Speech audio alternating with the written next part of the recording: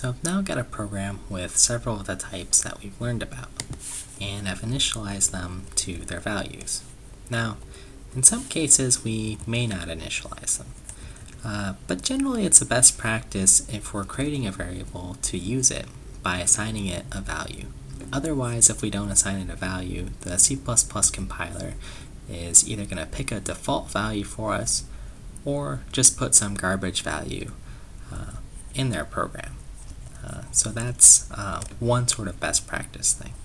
So let's go ahead and compile this program and run it just to see what we get with all of our variables as a refresher.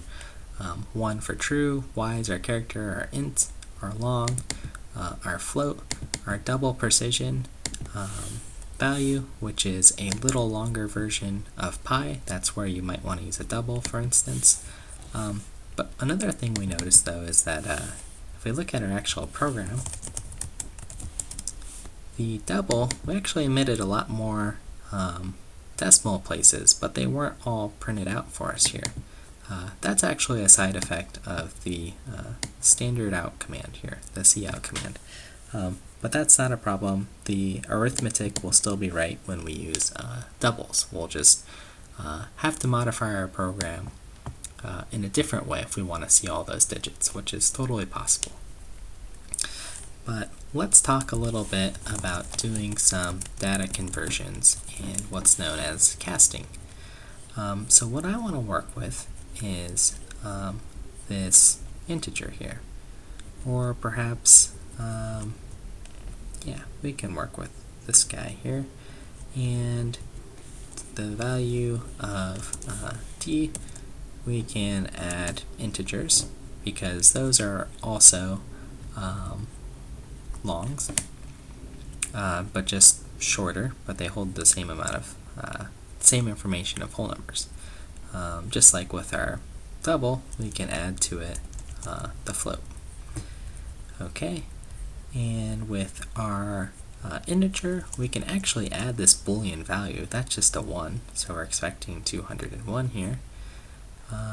We can also add to a char and see what happens there. We're going to add 1 character, and let's just see what happens. We're just playing around a little bit with this example. So let's compile, let's run, and we see we get some interesting results here.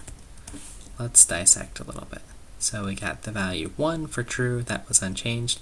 If we increment y, we're actually getting the character z back. Well, that makes sense. It's the next letter in the alphabet. So that was a valid operation on a char. Even though it generally doesn't make sense to add, that's something we can do. To this int, we added a, which is, remember, true is really a value of 1, so that's how C++ interprets it. Our long, we added an integer to it, and this became 201, so that was valid here. We got 50,201, and we roughly doubled pi by this float by adding it 3.14 to it, and that worked.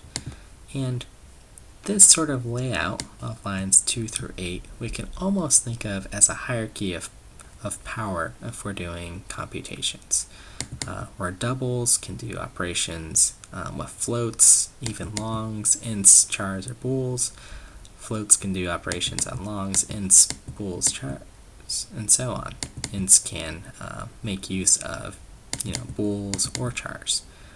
That's one way to sort of think about it as you're getting started. But just know that there are different conversions that can take place, and we can mix the primitive data types, but just use caution when doing so.